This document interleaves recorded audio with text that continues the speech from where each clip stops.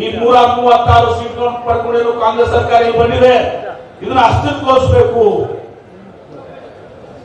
ಇದನ್ನ ದುರ್ಬಲಗೊಳಿಸಬೇಕು, ಸುಮ್ಮನೆ ಇಲ್ಲ ಸಲ್ಲದ ಅಪಾರ್ಥಗಳನ್ನು ಮಾಡಬೇಕು ಅಂತ ಹೇಳಿ ಮಾಡ್ತಾರಂತ ಒಂದು ದೊಡ್ಡ ಷಡ್ಯಂತ್ರ.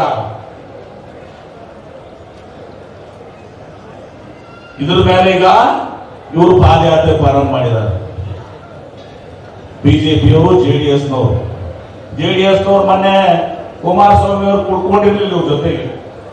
ನಾವು ನೋಡಿದ್ವಿ ಪೇಪರ್ ನಲ್ಲಿ, ಟಿವಿದಾಗ ಎಲ್ಲ ಕೂಡ.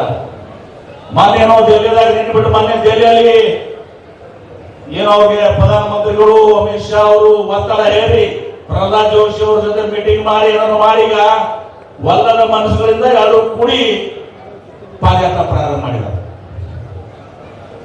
ಬಿಜೆಪಿ ಅವ್ರು ನೆನ್ಪಿಡ್ಬೇಕಾಗ್ತದೆ. ಇವ್ರ ಕಾಲದಲ್ಲಿ ಏನಾದ್ರು ಭ್ರಷ್ಟಾಚಾರ ರಾಜ್ಯದಲ್ಲಾಗಿತ್ತು ಹೇಳ್ಕೊಂತ ಹೋದ್ರೆ ಸಾಯಂಕಾಲ ನಾವು